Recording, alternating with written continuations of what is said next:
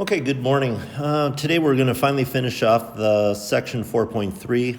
We're going to take our last bit of information here and work ourselves through. So what we're going to continue to look at, as we did yesterday, was maximums and minimums, and I guess more specifically local maximums and minimums. This time just using a different way to get there. We're going to use something called the second derivative test. And I hope it's obvious, but just to kind of point out, it's called the second derivative test because the way we figure out whether we have maximums or minimums is by using the second derivative. All right? And when you think about the second derivative, what I need you to think of is concavity. So in the past, what the second derivative has talked to us about is when curves are concave up or concave down. And what I need you to remember is that we have these two types of concavity. We have this concavity when a curve tends to be opening up. It's called concave up. And we have this other type where we have the curve tending downward, and we call this one concave down. Okay, and we've talked about how that's where the derivative is, how the derivative is changing across as we move across the curve left to right. Okay, we've talked about that before, but what we're talking about now is maximums and minimums. And we look at this just generic curve that I've drawn that's concave up, you might notice that we actually have a valley happening. All right, and kind of in the opposite direction, the curve that I've drawn that's concave down, you might notice, creates a hilltop. So that's essentially the foundation of the second derivative test, is when we have a curve that's concave up, we have a valley. And so, of course, a valley means that we're going to have a local minimum.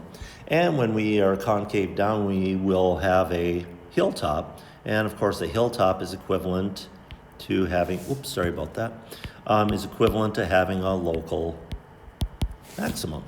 All right, so with that kind of idea in mind, here comes the second derivative test. All right, once again, we're going to find critical values. So we're going to find values that make the derivative equal to 0. We're going to find values that make the derivative undefined. All right, so we're still going to do that just like the first derivative test. But the second derivative test says the following. All right, number one, if f double prime of c is greater than 0, then we're going to have a local minimum. Number two, if the second derivative, f double prime at c, is less than 0, then we're going to have a local maximum. And there's a third option that doesn't do much for us. If the second derivative at c equals 0, then the second derivative test is inconclusive. It doesn't give you an answer either way. And we have to refer back to the first derivative test. So if you happen to have a critical value that forces the second derivative to be equal to 0, darn it, it didn't work. It doesn't do anything for you. You can't make a decision one way or the other. So you'd have to go back to the first derivative test. Okay, but the idea again is the following. If, let me choose a highlighter here. If the second derivative is greater than 0, that means we're going to be concave up. And if we're concave up, we're going to have a valley many times. If the second derivative is less than 0, we're going to be concave down. And if we're concave down, many times we're going to have a hilltop, so a local max. Right? So curving up concave up, local min, concave down, curving down, local max. Okay, so that's the second derivative test. We start by still finding the critical values. In fact, let me highlight that just to make sure everyone's okay. We start by still finding critical values first. Then we input those critical values into the second, not the first, but the second derivative. Okay, so let me show you how it works. Here's an example. We'll just start with a nice easy power function. So call this one L of x and make it 2x to the third plus 9x squared minus 60x. And let's find maxes and mins. Okay, we start by finding critical values, which is where the derivative is equal to 0 or where the derivative is undefined. So both cases, of course, require the first derivative, so we start with that. The derivative of 2x to the third, the derivative of 9x squared, the derivative of negative 60x. Okay, so there's our derivative. Obviously, without fractions, radicals, and so on, we don't have to worry about undefined. So we only have to worry about where this is equal to 0. So we set 6x squared plus 18x minus 60 equal to 0 and solve. I'm going to start by factoring out a 6 from each of the terms. And then the trinomial will factor into x plus 5 and x minus 2. So when I set each of these equal to 0 and solve, I get move plus 5 to the other side by subtraction, move negative 2 to the other side by addition. So our critical values then are negative 5 and 2. Now to apply the second derivative test, we need the second derivative of our function. So we take the derivative again. The derivative of 6x squared is 12x. The derivative of 18x is 18. The derivative of negative 60 is 0. So the second derivative is 12x plus 18. Now to apply so here we're going to apply the second derivative test. What we do is we take our second derivative and we put in the critical value. So we put in negative 5 and we put in positive 2. We put in our critical values. We put in our critical values.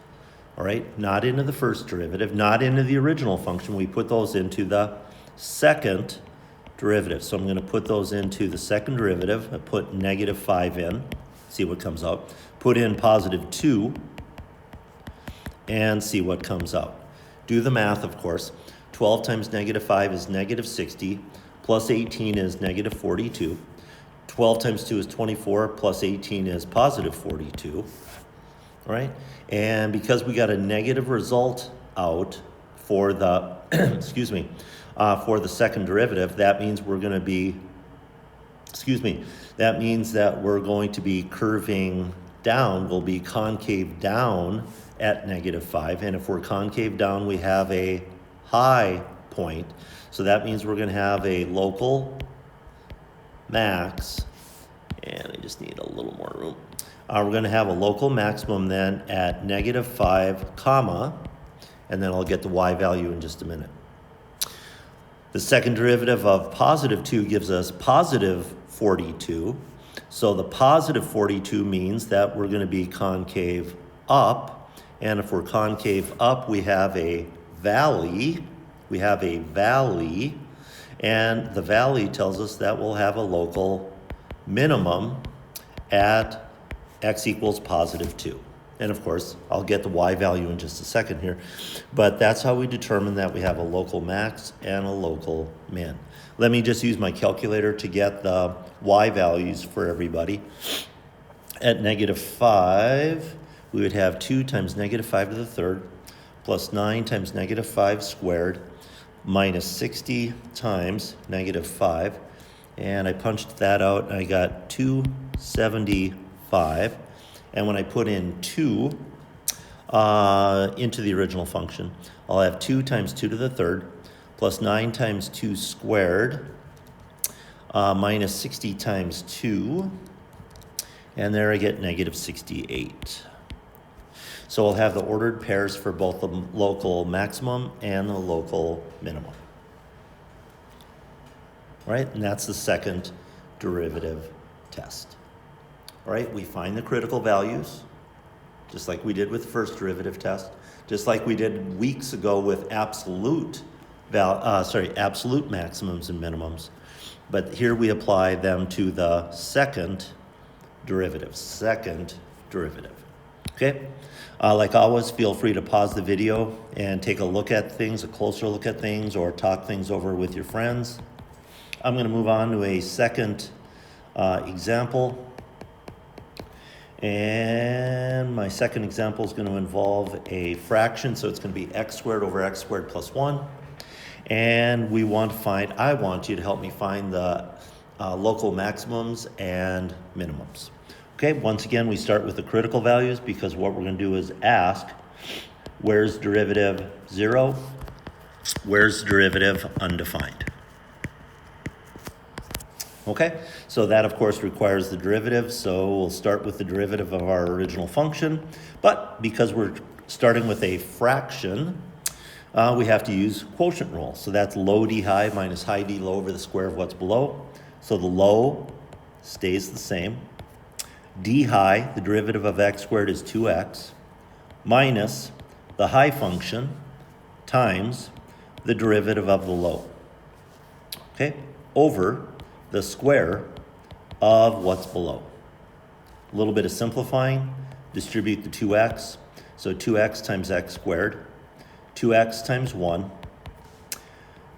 negative x squared times 2x over x squared plus 1 squared. You notice we have a couple of opposites, positive 2x to the third, negative 2x to the third, add up to 0. And so what we'd have is 2x on top of x squared plus 1 squared. So we've ended up with a fraction, which hopefully isn't a big surprise because we had quotient rule. And so when is a derivative going to be equal to 0? When its numerator is equal to 0. And when is a derivative going to be undefined? When its denominator is equal to 0. So because we have a fraction, we have both 0 and d and e to worry about. So we have to solve each of these. Start by dividing both sides by 2. And then over here, start by taking the square root of both sides. Move the plus 1 to the other side by subtraction and take the square root again. And we get x equals plus or minus I. We're not going to do calculus in complex numbers, so since we got complex numbers over here, we don't have any other critical values. We don't have any other critical values. So the only one we have to think about, worry about, is 0. Now, if we're going to choose to use the second derivative test, we then need to find the second derivative. So here's the first derivative. Now I would need the second derivative. So I'd need d double prime of x. And once again, I can use quotient rule, low d high minus high d low over the square of what's below. So the low function times d high, the derivative of 2x is 2, minus the high function times the derivative of the low. That's a chain rule because we have a binomial and we have a power. So chain rule, outside first, so drop down in front, subtract 1, leaving everything inside alone, and then multiply by the derivative of what's inside. Okay? And then over the square of what's below. So we'll end up with x squared plus 1 squared squared. All right? So again, like usual, a little bit of simplifying. And you might be expecting me to do a lot of multiplying across the numerator, but there's something that can make it a little bit easier. So before I get too crazy with the multiplying, let me simplify right here a bit. So 2 times 2 times 2 is going to get us an 8. We also have an x and an x, so that's x squared, but I'm not going to use the distributive property quite yet. Downstairs, when I square a square, that'd be the same as to the fourth. And the reason I didn't distribute anything else is, if I choose a highlighter here, you might notice that I have a binomial x squared plus 1, x squared plus 1, and x squared plus 1. All right? And I need you to notice that here we have 2 of them, here we have 1 of them, and here we have 4 of them. So what that allows you to do is cancel 1 top and bottom. So I can cancel x squared plus 1 in the top, leaving us with 1. I can cancel this x squared plus 1 out altogether, and I can cancel one of the 4 down in the basement, still leaving me with 3. And that just makes things a titch simpler up top. So now it's fine to distribute 2 times x squared, 2 times 1,